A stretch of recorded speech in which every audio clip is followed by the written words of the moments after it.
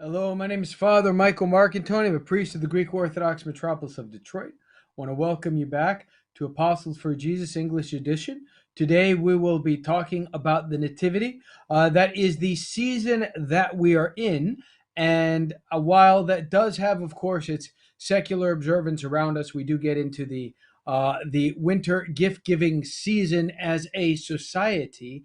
However, what we mean and what we celebrate as Orthodox Christians coming up upon the birth of Christ is in many ways a good bit different than what we see in the society around us, with its own terms and with its own priorities. So let's go ahead and get into that and find out a little bit about what we'll be doing later this week, celebrating the Nativity. I want to welcome back on with us our good friend, Dr. Adnan, who will be part of the discussion. Doctor, thank you for being with us tonight. Good evening, Father, and Christ is born, glorify him, and I hope everybody will have a good season and not to forget the reason for the season, in our life. Absolutely. Inshallah. So what so one of the interesting things, one of the or I guess, and for all of our Arabic speaking listeners, of course, Milad Majid. Am I saying that right? Yes, Milad Milad. Majid, thank you. There you go. Glorified Nativity. Yeah. So so um so what's interesting, so I remember back when I was at the What do you seminary, say in Greek, Milad Majid? What do you say in Greek? Kala Christougena. Kala Christougena. Kala Christoulina. Okay. Very good. Very good. A yes, Kalakari Sugana, a good or beautiful birth of Christ. So I remember when I was at the seminary, there was of course, being in the Greek Archdiocese, we're a new calendar church, and we celebrate on the new calendar. So for me, as well as for you, it being an Antiochian, Christmas Nativity is later this week. However, we do have people at the seminary from other jurisdictions. So one of my friends back at the seminary, Andrew by name, he was from the Russian church. He was from Moscow Patriarchate.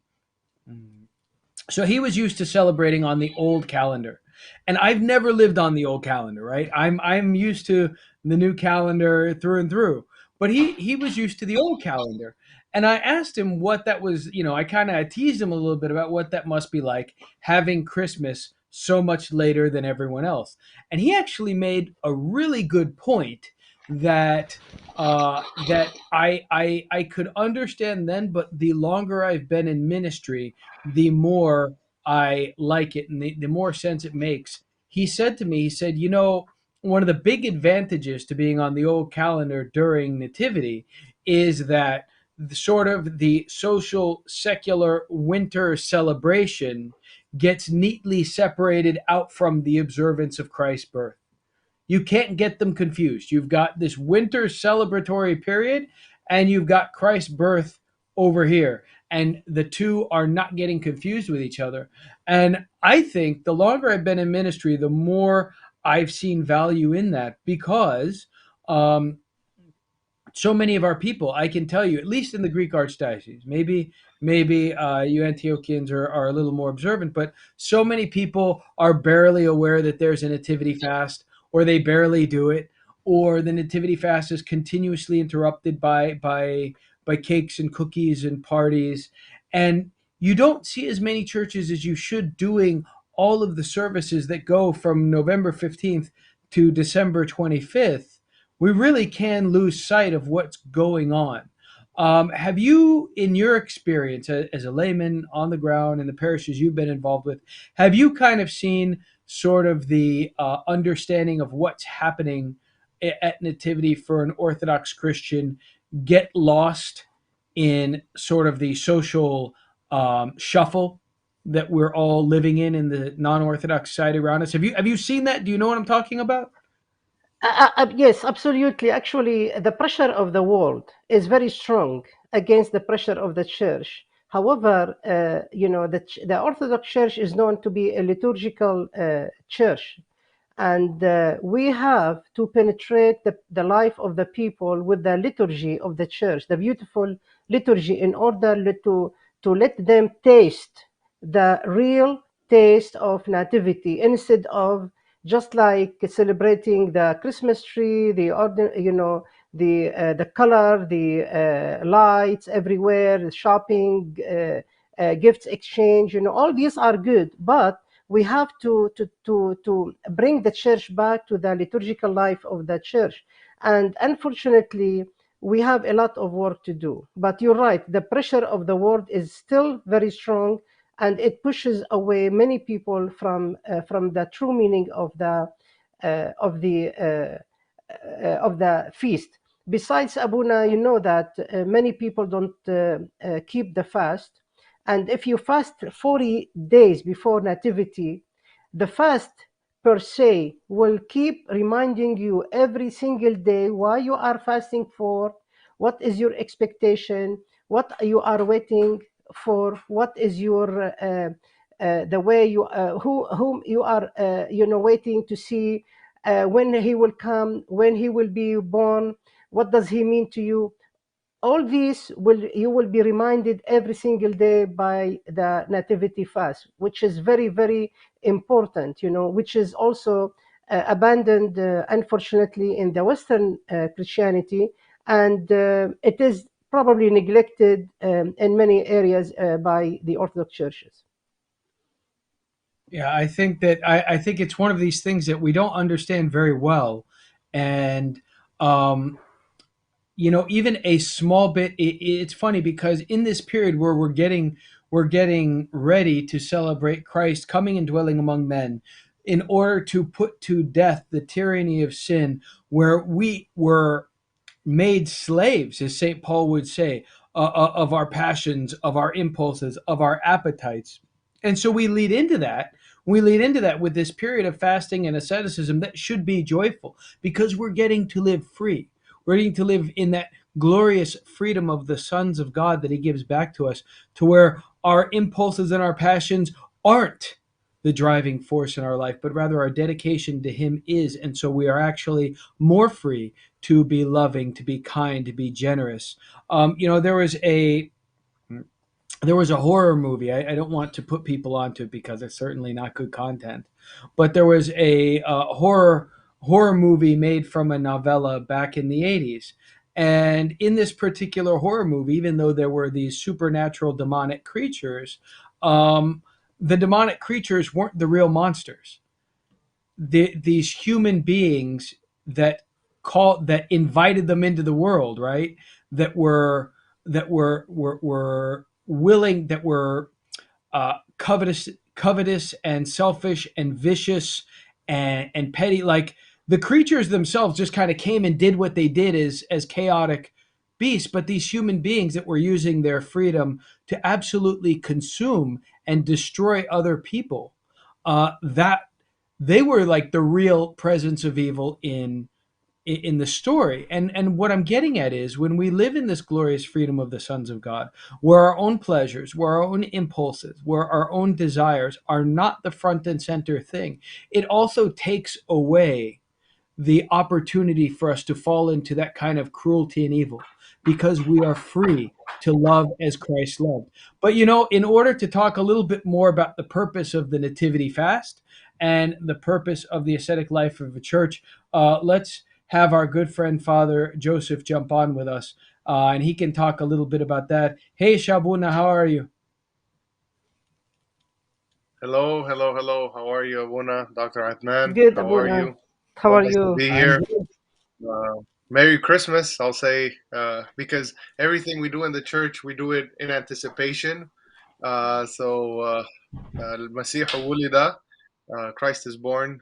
Hopefully, we'll be celebrating soon. Um, it's so nice to see Yeah, that and you open the discussion with a very important aspect about Christmas, which is the elephant in the room. Putting Christ back into Christmas. I was telling my parishioners last Sunday, look, you don't put Christ back into Christmas by finalizing the debate between who's right and who's wrong, whether Starbucks or Dunkin' Donuts. You want to put Christ back into Christmas?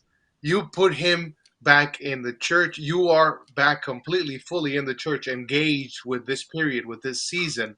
And that's how you put Christ back into Christmas. You yourselves putting him into that uh, ambient, that this environment, and hopefully we will all celebrate his incarnation, as actually the technical term of this mystery, the becoming or the taking upon himself the form of a bondservant, as Dr. Anan and you were also eloquently mentioning about how we were enslaved, and to just consider that God also took that form and took it willingly, and he took it upon himself for a reason. And you know what's interesting? You know what's interesting is what St. Paul says, that he became like us in all things but sin. So even though he took on the form of a slave, a servant, he became like us in all things but sin. And what that means for us, and what way we can understand that as Orthodox Christians, No, is that must indicate to us that sin is not proper to our human nature. That to live to sin, to live as a servant and slave of the passions, is beneath us. It is less than human. We become animalistic. To be human is to be in the image and likeness of God. To sin is to be less than human. So we don't say, "Oh, I can't help it. I'm just human." No, no, no.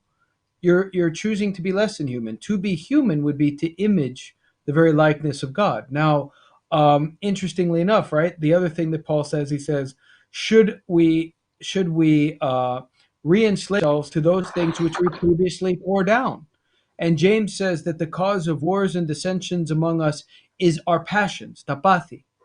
So I think that's why when we get ready for these intense moments where we are liturgically, where we're going to be meeting Christ, where we're going to be celebrating Christ coming and dwelling among us, we come in with a period of fasting and prayer.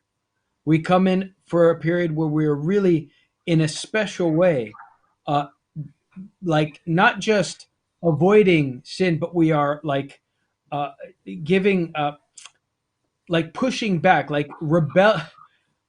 How do I want to say it? Resisting rejecting. against, rejecting, yeah, resisting against the tyranny of our passions, the tyranny of our impulses, the tyranny of our appetites, and living gloriously free as sons of God, free to give more charity, free to be more loving, free to pray more often. I know in very traditional areas, like in Greece, from the 40 days leading up to Christmas isn't just a fast. A lot of places they do saranda liturgon, which are like one liturgy a day for 40 days. I mean, so In again, Antioch, also in parts of Greece, of course, there's the service of the little uh, Salat al al Kubra, or the Great Compline service, but it has a nativity twist. It's all of the chants and everything has to do with the nativity. So it's and we have God is with us, and it's the same format of the Great Compline service that we find during Great Lent, but it has been adapted to fit the season, and it talks about be prepared, O Bethany, or house of Ephrata, and all of the chants allude towards this season, the Nativity. well, no, absolutely. And so I think what we're getting at, and what I'd like to hear from Dr. Anan on, is as a layperson, I think it's, I think for me as a priest, I see the connection between being ready to encounter Christ liturgically as a very, it's almost obvious to me. It's kind of, I take it for granted. But as a layman, as someone living out in the world, and sort of having the rest of society around you in just a more, just a more constant way, where do these periods of fasting make sense for you as a layman? How are you able to engage them? How do you balance that with some of maybe the societal obligations that come upon you? You know, maybe at your work, someone invites you over and they're not Orthodox. They Christmas don't know it's parties. fast. What Christmas parties like? What do you? How do you make sense of these things that for us as priests, as theologians, yeah, it's our bread and butter. It makes sense to us. But for the layperson in the pews, how do you make sense of it? Well, if I don't know if I understand you correctly, Abuna, but in terms for the fast for the layman, let's talk about the nativity fast, because the great fast or great Lent has its own schedule, its own characteristics, its own Rubric. prayers, etc. But for the Lent itself, for the nativity fast, once a change enters into our life as a layman, as I said, it will be a big reminder of something, of a great expectation of an event that is coming at the end of this fast. When I go to work and when I go to the hospital, when I go to see patients, when I come home, when I go outside, it is different when I am fasting than when I am not fasting. And everybody who is, has his or her own work, when they are fasting, they will feel this difference in their life, and they will be reminded continuously every hour of the day that we have a reason for this fast, and this fast means there is, a God Himself was born in a manger among animals because He did not want to be born in the palaces of the high priests, of the Pharisees, of the scribe, etc., of the, among the people who were expecting the Messiah. He did not want to do that. He was, it was, for him, it was good enough to be born among animals in order to heal us from our, inhuman features in our life. And that is very important when we fast to remember all these and to say, okay, so he is asking us to imitate him, to go down in our life in order to raise people up to meet Christ in and the worship with the Magi in the manger, or glorify him with the shepherd, with the angels. It's very important to fast, and this is a very spiritual weapon, as you know, very spiritual weapon for everybody, whether a layman or clerical. Can I add something, Doctor? Please. تفضل حبيبي. Thank you. You opened something very interesting, and for me, I mean, I think that I felt compelled and convinced that fasting, whether it's the Christmas season or the fast of the Dormition, which is just a 15-day fast, uh, or Great Lent. Now, traditionally, from what I know, the Nativity fast used to be a 15-day fasting period, like the Dormition. But then the church decided, in her wisdom, that it should be extended to a 40-day fasting period, where it has like a start where it's not so rigorous, but then after the Feast of Saint Spiridon, it becomes more rigorous, which is actually 15 days right before the Nativity. Um, so, um, one thing that I heard from a friend of mine, a priest, which was I found fascinating, is that what is the purpose or the reason of us fasting as Christians? Um, and the fact of the matter is, this priest, Father Serafim Tarazi, he's in Lebanon. He mentioned something very, very, very interesting. He said that when we fast, what we are doing is that we are uh, establishing or reestablishing peace between us and nature, between us and the animated being, created being, the animals. Because if you remember, before the fall, uh, humans, Adam and Eve, mankind, they were destined to live in peace with all of creation, in peace with the animals as well. As a result of the fall, and as a result of something that is unnatural, that is not natural to humanity, which is sin. You see, that's not the natural state of us as humans, created in the image and likeness of God. That peace was broken. That, if you'd like, agreement between man and nature was broken, and as a result, nature itself rebelled against man.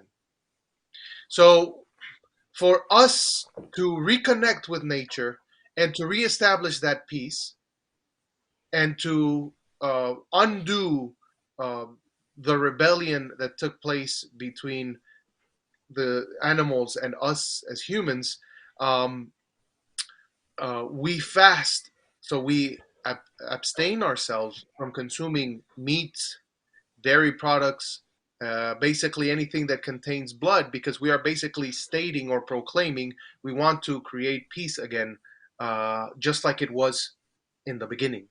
And I found it fascinating because uh, truly we learned to appreciate that there was a certain way, a type of life that we were destined to live. We were created for, and unfortunately, due to sin, which is already something that's not natural to this state of life or state of being, as a result of that introduction into this world from us on our behalf. We introduced it into this world. We are trying our best to reestablish again that peace, that sense of peace with nature, and that's why we eat fruits, vegetables, boiled vegetables, because we're trying to reconnect again with nature. I found it fascinating. I found it interesting, and I don't know. I would like to hear your thoughts about it. Well, Yes, Abu Najo, go ahead. Go ahead, I تفضل was أبونا, just go ahead. I'm sorry. If I could just say one quick thing, something that's very interesting in this discussion is the real constituent element in fasting isn't which foods we're giving up. The biggest misconception I've seen in pastoral ministry is an over focus on like which food, how much of that food, why one food and not another food, and it's not about the diet. It's not like, oh, there are these there's something magically different about one type of seafood versus another type, but rather what we're doing when we're fasting is we are practicing not getting our way. We are practicing the humility of putting ourselves aside again, of being a servant, and in such a way that it allows us to be of better service. St. John Chrysostom says that a mandatory part of our fasting is giving the money that we're saving on those rich foods that we're not eating to the poor. And St. Basil goes a step farther and he says that the excess which we have is robbery. We are robbing the poor of what is rightfully theirs by having excess. So, what does all that mean? It means that not only when we're fasting are we putting ourselves aside, but we ought to be putting ourselves in a better position to serve, in imitation of the one who came not to be served but to serve, who was born in the manger in the form of a servant in order to serve. So that's important to say. And I do want to say too, because, and for that reason, we don't choose how we fast, right? We don't do it according to what I want to do because we're practicing not getting my way. So we do it together as a body in a way that's not really convenient for anybody. So none of us gets our way. It's beautiful. But what's interesting is that sometimes in the course of these days, especially, we end up in these holiday parties or these gatherings or someone inviting you over for dinner, and you have no choice about what's available to you. And there are other ways to fast. So I think what God will always ask of us is what is the most that we can do with what we have to work with.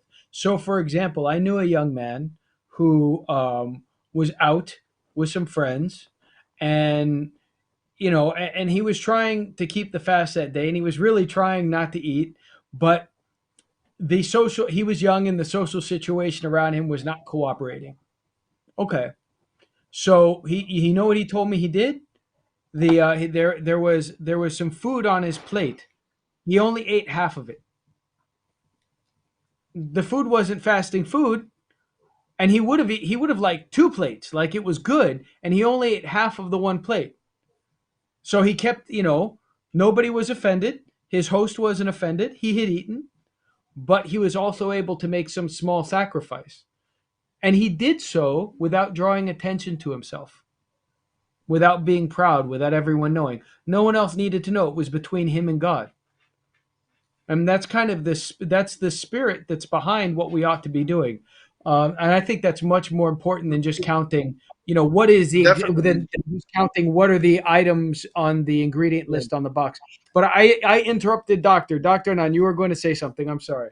No, sorry. Okay. Well, Father Joseph mentioned something important about the principle of the fast. The fast is an image of life in paradise, because the animal sacrifice did not start till after the fall. So man was fed on the fruits of the earth till he fell when Adam and Eve disobeyed God.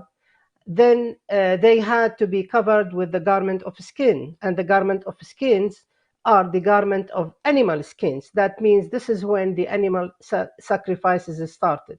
So when we fast in general, we are going back to the life in paradise before the fall. However, there is more important point about fasting besides what Father Joseph mentioned about spiritual struggle, about control our passions, control ourselves, prepare ourselves, etc. The one more important in our season today is we fast in order to prepare ourselves to meet the Lord. Moses fasted 40 days and 40 nights before he met the Lord on Mount Sinai. We are fasting to meet the Lord, but this time not on Mount Sinai. This time we will meet him in person in the manger of animals where he was born among us. And that's very important issue. Same thing when we fast during the Great Lent, we fast 40 days to meet our Lord. And that's where the 40 days coming from.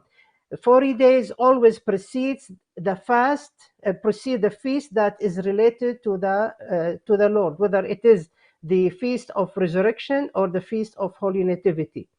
Other fasts, they don't have to be 40 days because one of the Dormition, one of the Apostles' fast, etc.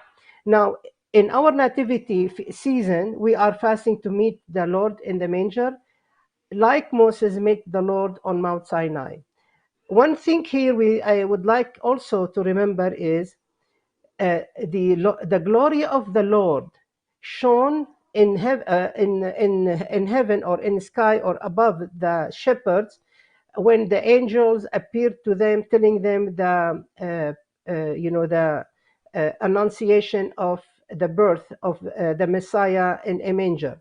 And the glory of the Lord, this is the same glory of the Lord that shone on Moses on Mount Sinai, because the shepherds were exempted from fasting because it was a very special event. God did not require them to be fasting in order for his glory to shine upon them, because there is a special event happening in the history. So here we are going beyond Moses. Moses was required to fast 40 days and 40 nights to meet the Lord, to have his glory shone upon him. And when he went down, his glory was reflecting on his face. So to a point or a degree, no one can look at him or contemplate his face. So he had to put a veil upon his face. Here we have an exemption. Why? Because this is the beginning of opening the heaven to earth. Heaven is open. Angels started to come down upon earth, and we have angelic message of the Holy Nativity. We have an event that God Himself came to earth, and He is Emmanuel, or God among us, or with us. So this is a herald of a new era, which is the New Testament era. The Testament, or the era where God Himself became man, living among us. He is not anymore sending prophets, and as in the Old Testament, he's not anymore sending messages through angels. He's not anymore inspire people to write about him in the books of the Old Testament. No, he himself, in his own person, divine person, is born from the Holy Virgin, and was born among us, in order among man, in order to save man. And that is the point which is very important. I think that is connected to the fast. So every Holy Nativity we fast just to prepare ourselves to meet God, just like Moses met him on the Mount of Sinai.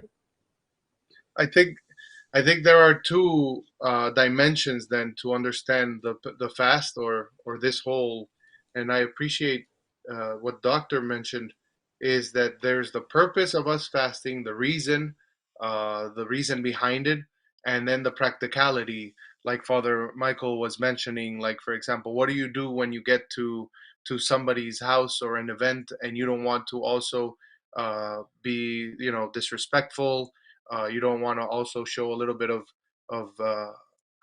you know um, uh, you want to be humble.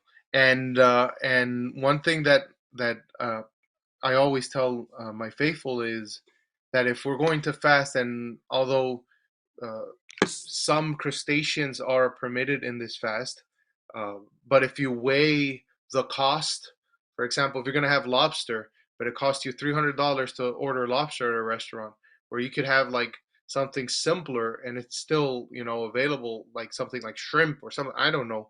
Uh, think about the money you're going to spend, and what can you do with that money that you save, and are you gonna give it to the poor, etc., etc., etc. That's also very important, Father, that you what you mentioned, and why certain crustaceans are allowed, why shellfish or seafood is allowed, permitted during a certain period during this fast.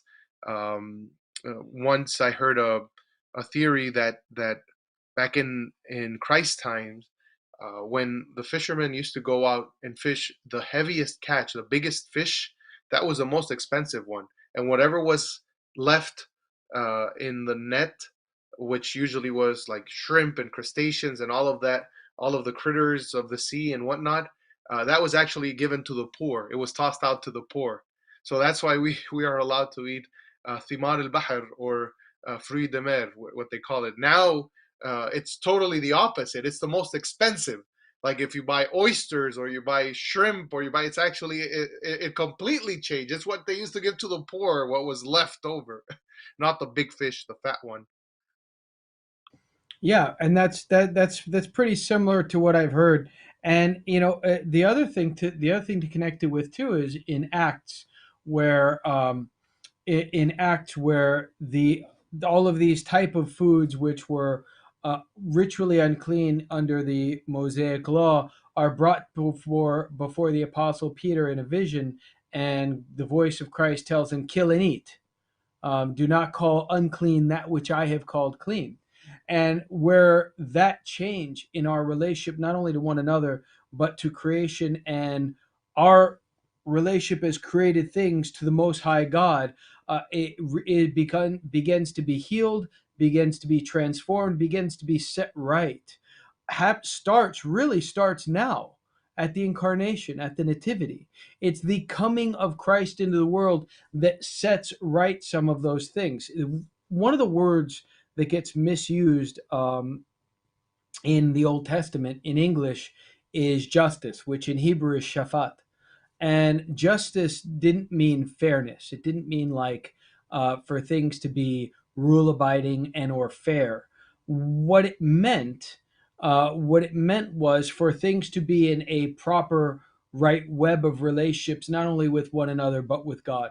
So when things were relating and functioning together as God intended them and leading towards Him as God intended, then they are in a state of justice. So when we talk about God coming and judging the earth, or we are said that he works justice in the midst of his people. We're not talking about him going around hearing court cases. We're talking about him reconciling all of these things to himself, making right that web of relationships between everything and himself. And that gets lost in the English translation because English has all of these judicial forensic overtones that get lost over time. But um, that's part of what you can see is that the world is broken or was broken by the presence, the illegitimate predatory presence of sin to such a degree that there's all of these daily things that were out of step even at that kind of level where the people of God were having to fast and avoid certain things that God didn't create evil. Like he didn't create shellfish as unclean, but under the Mosaic law, you couldn't have those yet.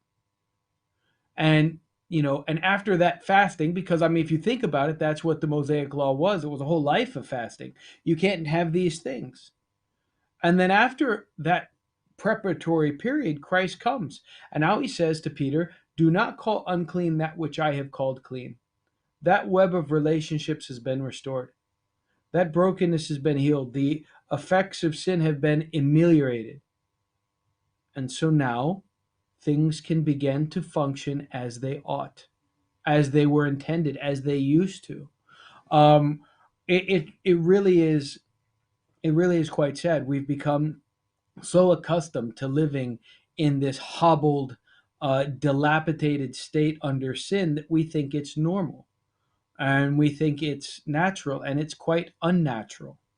And what we see in the Nativity of Christ, and what we see in the incarnation of Christ, a fully human being, he was, yes, he was fully man and he was fully God. He was completely man and completely God. And guess what? The humanity and the divinity in Christ are compatible and they work together in harmony. There's that essential compatibility between God and man that no one else was preaching, that no one else was holding up, and that sin was saying that sin was saying isn't possible. In so many other systems in the ancient world, the body is a temple that has to. I'm sorry, the body is a tomb that has to be escaped, or that which is mortal and immortal. There's this huge gap, right? Whereas the message of the faith of Abraham, Isaac, and Jacob is that God and man are very compatible, completely compatible, so much so that he can become one of us without our humanity being destroyed, so that we can share in his divine life.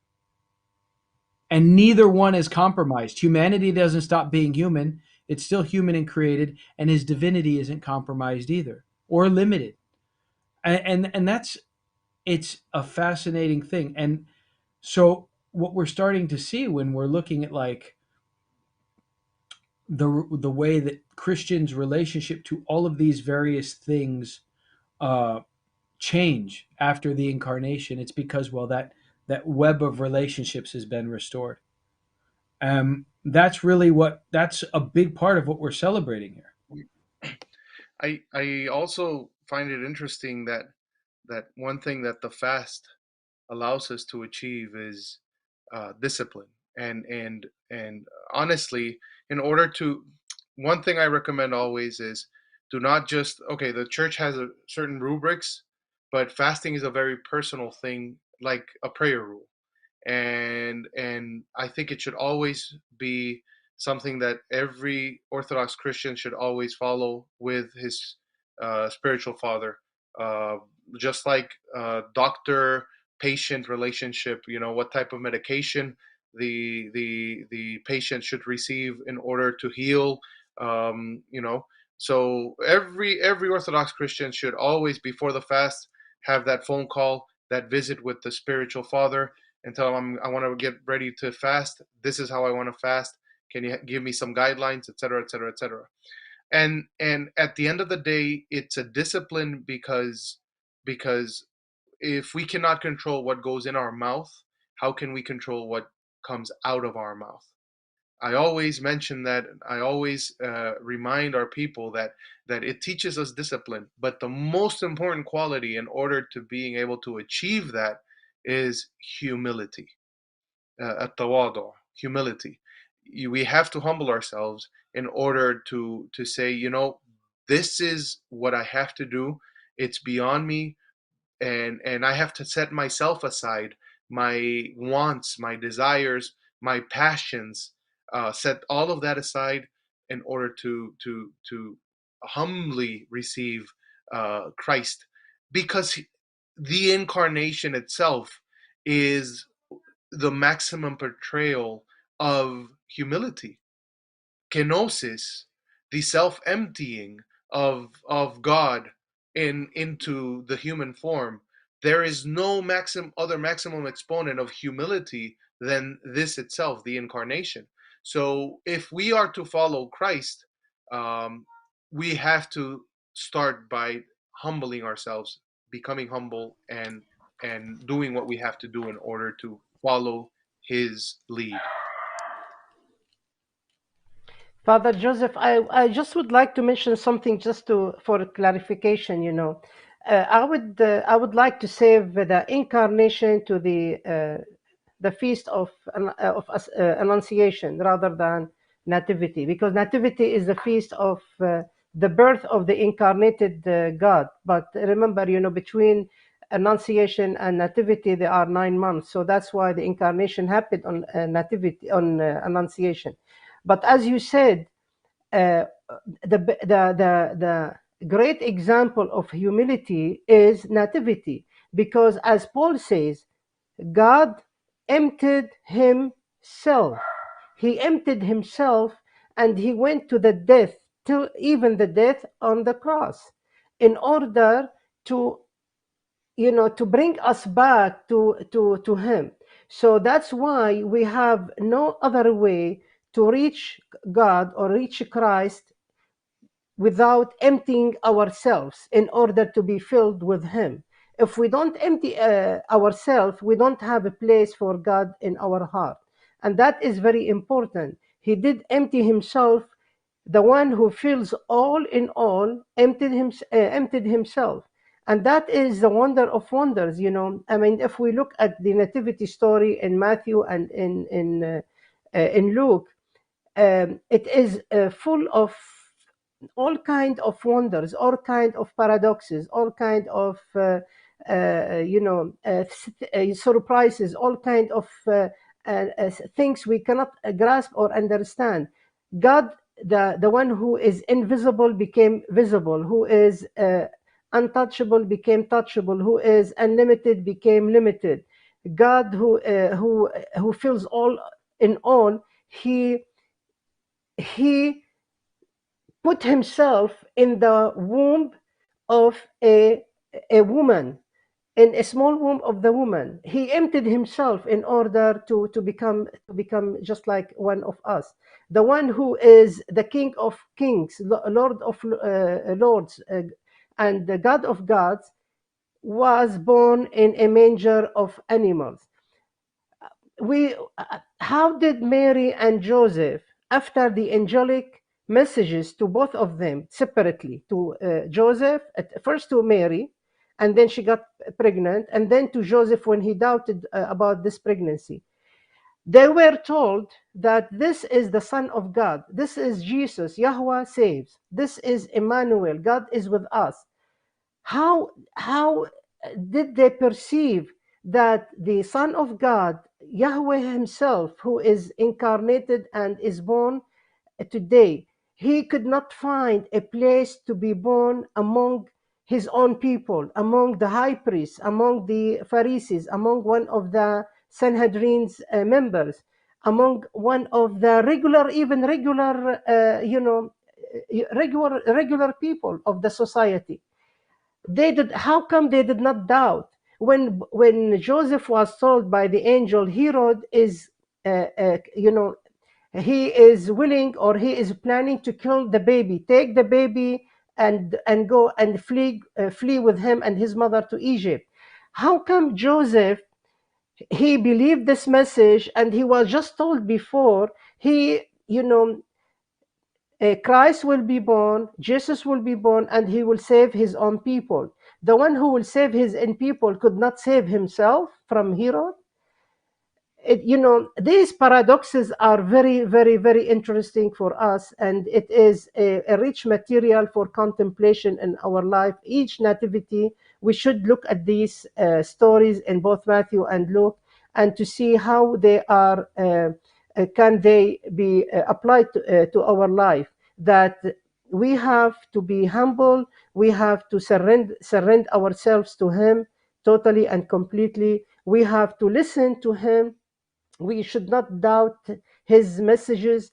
And above everything else, God has His own way, and His own way are far away from our own. We should not make God be in our way. We should not picture Him in our way. His way could be very strange to us, but that is normal for Him. We should accept it. We should just glorify Him. We should praise Him. We should worship Him in the way He wants us to reveal Himself to us, not the way we want Him to reveal Himself to us. Thank you. And that's and and it's a really good point too. Is it's interesting that what you're looking at when you're looking at Christ taking flesh and being born at the cave at Bethlehem, you're looking at the Most High God doing everything very deliberately. He doesn't have a plan B. This is still his plan A. This is still him executing what he wants to do. So all the things that he goes through, he goes to willingly. We say in the liturgy, on the night in which he was delivered up, or rather when he gave himself up for the life of the world. So even though at the Garden of Gethsemane he says, Father, if it be your will, if possible, let this cup pass me by, but not my will, but yours be done. Even though it's something that in his humanity he would have liked to have done another way, he still goes to it willingly. He still the cross is not something that happened to Jesus. Jesus is happening to the cross. And the cross is the instrument of death and sin. Jesus is happening to it. He is willingly, purposefully going towards it and getting nailed to it so that the dominion of death will be destroyed. It was no fun, right? I mean, the torture and the trial and the scourging, and there's nothing pleasant about it, but he's doing it deliberately and on purpose. Which means he's taking on our flesh deliberately and on purpose, uh, with everything that comes with it. So when we prepare to meet him, what's interesting there is, when we prepare to meet him, and I know this is something that people often have a question about. It's when we prepare with fasting, it's not sorrow, it's joy. In fact, the hymns right before Great and Holy Lent even say, "Let us begin the fast with joy." And that's true for every fasting season, because that's the period wherein we work justice, where we start to, the injustice in the sense that I mentioned a little while ago, Shaphat, right? Where we're going in and we're taking a rigorous accounting for our lives, and we're putting ourselves, that web of relationships, back in order as it should be. We're going to confession, we're fasting, we're praying, we're making amends, we're giving alms, we're beginning to live just a little bit more carefully as Christians than we otherwise do. That's joy. When you think about the most exciting part of something, very often it's the anticipation. You know, I mean, go talk to any young lady who is going to get married. Like, all the excitement is leading up to the wedding. The wedding is done like that. I mean, you show up at the church, the service is done in an hour, you have the party, that's done in one evening. I mean, so You don't even know what there's, happened. yeah, oh yeah, that's the other thing. Yeah, it's on your own day. It's such a blur. Forget about it. Thank God there's people with video cameras. You won't remember a thing. And I No, can remember even our own wedding. I can remember even our own wedding, like really paying attention, really trying to be in the moment and pay attention to the service and everything else. And it was still a blur, just because that's the nature of the emotions and the big event that you're in. That's just normal. That's very normal. Um, but what's all the excitement? It's the building up, it's the anticipation, it's what you're moving towards. And so fasting is supposed to be a joy. It should be an anticipatory joy. And it should be an anticipatory joy that isn't just over like that. That's why one of the big things that separates our celebration of the Nativity from the world's winter gift giving season, I refuse to call it Christmas if we're not celebrating the birth of Christ. Christmas is about the birth of Christ. If you're just doing the winter gift giving season, you're not celebrating Christmas. You're celebrating the winter gift giving season. Fine, you can do that, but either we're celebrating the birth of Christ or we're not. So, with that said, um, well, traditionally, the Christmas season isn't the buildup. It's not the Nativity fast. Traditionally, the Christmas season is Nativity, December 25th, till Epiphany, January 6th. That's Christmas. And originally, even farther back, Epiphany, Epiphany and Nativity were celebrated on the same day. They were the same feast, with Epiphany being much more important. We don't get into the which is sentimental cute we don't get into the sentimental cute baby Jesus until much later in Christian history. and Originally, circumcision as well, yeah, yeah, and it's all three originally, feasts. yeah, yeah, the nativity, the circumcision, the baptism, and Epiphany, the baptism was considered by far the most important, and they were Yeah, all celebrated as a block. And so what we're looking at, what are you looking at? So what are we really preparing for? It's not just the feast of cute baby Jesus in a cave. What it is, it's the feast of God coming, Almighty God coming to serve his creation and make it right to himself. And that's actually what you see in Genesis. You'll notice what happens in Genesis. God forms a human being, breathes life into him. It says, then he plants the garden in Eden east, places the human being that he had made there. Then he gives him his glory, teaches him to subdue the animals, and gives him the food of all the trees to eat in the garden except for one. So the first thing God does with his humanity is he serves it. He makes sure it's got somewhere safe to live and things to eat. And then he comes and is born in the cave in the manger. And what does he do very quickly? He begins serving it. So the yeah. Epiphany was the much more important end. So it's not just here, this time of the year isn't there to get cookies, and it's not there so that you can see your grandkids that you never bring to church walk down the center aisle dressed as magi and sheep in a Christmas play, that they showed up late for. That's not it.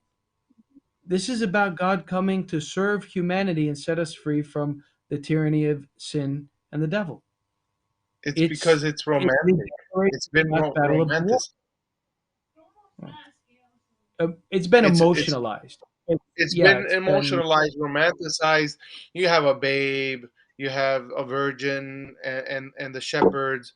But when you come to think about it, just like you said, Father, and just like Dr. Adnan mentioned, like when we talk about things that have to do with the incarnation, although it starts um, with the Annunciation, and from that moment it's an incarnation, but it's the entire process.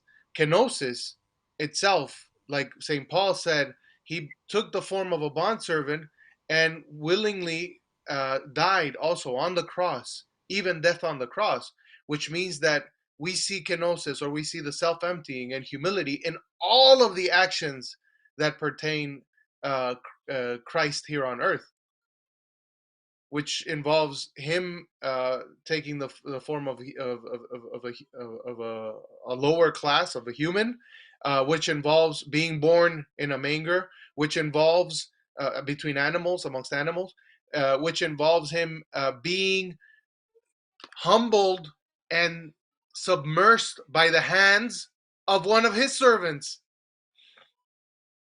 So we see the self-emptying and the humility there. Like he himself, he said no. Like Saint John the Baptist say, "You come to me to be baptized by me." He says it must be done. So basically, he is humbling himself and allowing that his servants uh, submissively that his servant baptizes him. So we see all of that, and then the humility to receive the scourging, to be lifted on the cross and to die for us. That's all humble. That's all humility. And let's not forget that Christ says, "Go and do likewise." That at every turn, when he's talking about what he does, it's not like, "Hey, these are some neat suggestions that I have." He says, "Go and do likewise. He who loves me will keep my commandments. The one who does not keep my commandments is a liar, and the truth is not in him." I mean, so the reality is, if we're looking and saying that's why it's really not about the emotionalism of cute baby Jesus. It really isn't. And yes, to answer that one song that always makes its rounds this year. Yes, Mary knew. Yes, she knew. She absolutely knew. The angel I saw Gabriel the told her. memes. It's in the Gospel of Luke. She knew. Could we stop? I mean, like, and then she goes and she meets Elizabeth, and then she sings her own song about it, which is better than the one you're singing. She knew. The point is, the point is that at every point, what he's telling you is, by the way, if you're going to bear my name, and if you're going to be my body, then go and do likewise. The things you're seeing, go and do likewise. So that means, um, the standing, the standing in the way of evil trying to overtake the weak, the kenosis that you're talking about, the self-emptying, the selfless service, the having the eye out to see what others don't see. Like, for example, he points out the when the widow gives her last two coins, and he points out that The widow's mite. it's a greater stewardship than everyone else who is giving great wealth, because she gave the last of what she had. She did 100% of what she could do. She wasn't giving from her excess. That was all she had to give, and she gave it. To have the magnanimous generosity of heart to be able to see that and honor that. Uh, Again, all of these things that we see Christ do, the command is always go and do likewise, and that also means, right, that when he says in Luke's gospel, if the world loved me, it would have loved you, and if the world had received me, it would have received you, but if the world has rejected me, it will reject you also. And he gives a promise in Luke's gospel. He says, "I tell you, you will be hated by all for my name's sake." That's not, you might be mildly disliked by a few, or some people will disagree with you. It's, you will be hated by all. How many is all? So when we find ourselves on the right side of the all of the world around us, we might be doing something wrong. So when the world around us has the winter gift giving season with its sentimentality and its cookies and everything else, it is kind of fitting that we have fasting, that we have prayer, that we have the question, is my life amended to Christ or not? And if not, let's take these 40 days and square it away and do that. Um, because it really shouldn't look like the world around us. And I mean, even to the point that our celebration is the days following Christmas, December 25th to the Epiphany, not party season leading up to it. So I think I think if we look at ourselves and our households and we say, Father, that's not really what we've been doing, then what a great opportunity to start doing it now. Um, and you still got 3 days left. Christ only needs a moment. The thief on the cross was reconciled to Christ with a single word. You got 3 whole days. That's way more than he got. So Yeah. a great place to start is right now, if you haven't. And a great first commitment to make is to make all the nativity services at your local church. Most churches have, whatever your parish is, whatever their bishop's direction is. I know most parishes have royal hours and a vesper liturgy and a Christmas liturgy.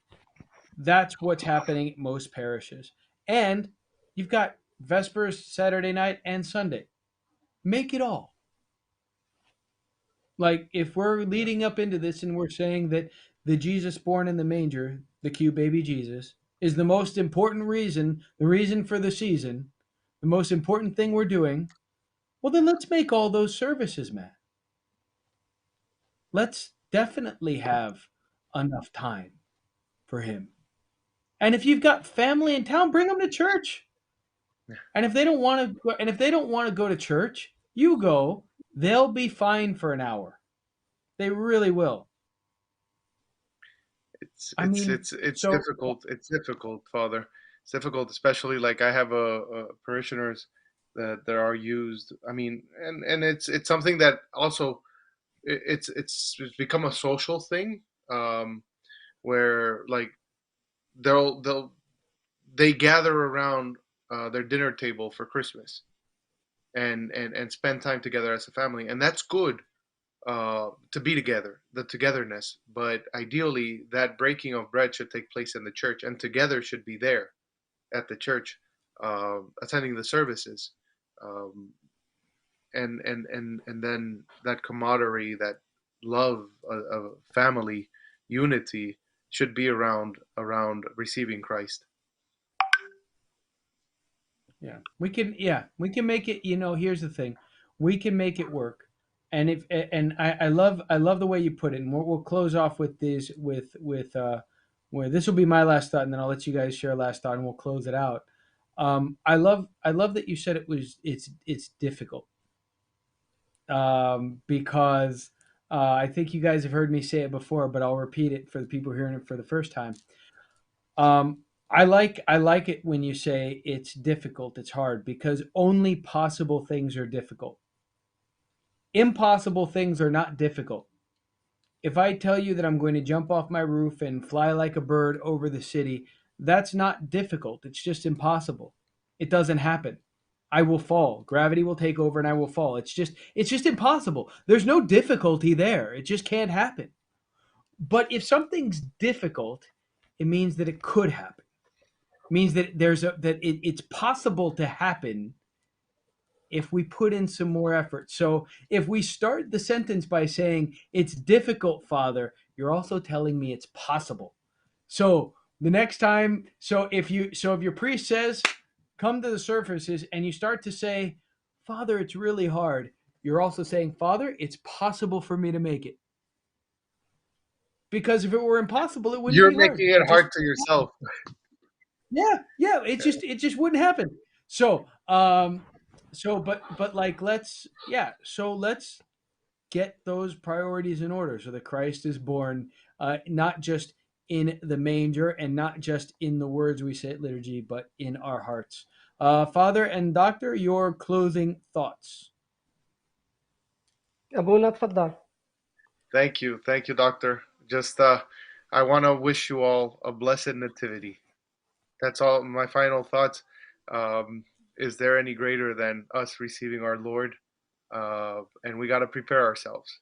And every year, the church allows us to relive that one moment in history, that cosmically took place, but we don't remember it. We are living the actual one moment. We go back into that moment, and we are living the actual present. So Christ is born. Glorify him. I would like to say two things at the conclusion of this nice episode today. Number one, I would like to remember that the the changes in our life because of Holy Nativity should not be seasonal changes. It should be permanent changes. Christ came to make permanent changes in our life. We should be giving away not only during nativity season. We should be giving away all our life. We should be expecting Christ to be born in our heart every single day of our life. My other message or second message is, please, the people who are listening and watching us tonight, please read the liturgical books about Vespers and Matins of the Holy Nativity, you will find a lot of treasures hidden there about the story of God becoming man, the story of God who accepted or consented to be born among animals in order to heal us from our uh, inhumanity. Please read this, and you will find a lot of answers, and you will enjoy our liturgical liturgical prayers that explain even the Holy Bible of the Nativity in Matthew and in Luke. And at the end, I would say, as you said, Father, let us glorify God who became man like us in our life, in order at least to be close to Him in our life on earth and in the life to come. That beautifully said, Doctor. Thank you so much, and Father, thank you for being here. I really enjoyed tonight's discussion, and it was I learned a lot from you both. So thank you, and I do want to invite everyone back. I know that we are. I know that this is sort of the end of the calendar year, so this will be our last program for 2021 for this particular set. So we will pick up our discussions at the same bi-weekly at the same day and time in 2022. So we'll see you all back in January. Do look for those announcements and have a blessed nativity. Milad Majid, Kala Cristugana, Feliz Navidad, Merry Christmas, and may the Holy Trinity bless and protect all of you. Amen. Amen. Thank you, Father. Amen. Good night.